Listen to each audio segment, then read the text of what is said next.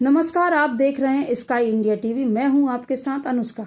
पीथमपुर में union carbide के जहरीले कचरे को नष्ट करने की योजना का विरोध बढ़ता जा रहा है।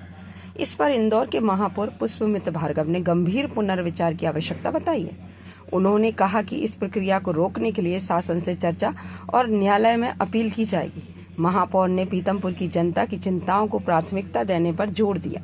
ज्ञात हो कि भोपाल गैस त्रासदी के 40 साल बाद 377 मैट्रिक टन जहरीले कचरे को ग्रीन कॉरिडोर के माध्यम से भोपाल से पीथमपुर लाने की प्रक्रिया शुरू हुई है। उस आधार पर मैं ये कह सकता हूँ कि पहले इसको गुजरात में ले जाकर जलाने की बात आई थी, उस पर रोक लगी।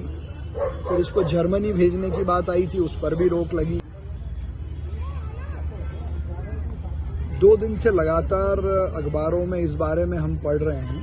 पीथमपुर में कुछ लोग इसको लेकर विरोध भी प्रकट कर रहे हैं। मेरा ऐसा मानना है कि इसको लेकर पुनर्विचार होना चाहिए। पीथमपुर में ये कचरा न जले, ये पीथमपुर के लिए, इंदौर के लिए और मध्य प्रदेश के भी हित में होगा। क्योंकि जितनी मुझे जानकारी है उस आधार पर मैं ये कह सकता हूँ कि पहले इसको गुजरात में ले जाकर जलाने की बात आई थी, उस पर रोक लगी। फिर इसको जर्मनी भेजने की बात आई थी, उस पर भी रोक लगी। मध्य प्रदेश शासन खुद इस पर एक एफिडेविट दे चुका है कि जो इंडस्ट्रियल वेस्ट टेस्ट किया गया है वो इंडस्ट्रियल वेस्ट था, ना कि टॉक्सिक वेस्ट था।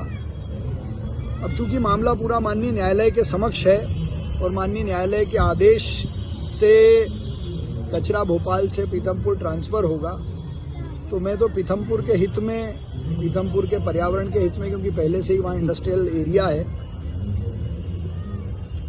तो ये चीफ सेक्रेटरी से और प्रिंसिपल सेक्रेटरी जो भोपाल गैस ट्रेजेडी विभाग के हैं उन सब से आग्रह करूँगा कि इस पर एक रिव्यू लगाया जाए और कचरा जलाने के बाद जो पर्यावरण पे प्रभाव पड़ा है उसकी स्टडी के आधार पर पुनः इस पर कोई निर्णय माननीय न्यायालय से लिया जाए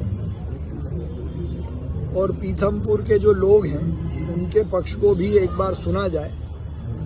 तो यदि इस पर पुनर्विचार होता है तो ये सबके हित में होगा, क्योंकि एक समय ये बात भी आई थी कि 21 स्थानों पर इसको अलग अलग ले जाया जाएगा।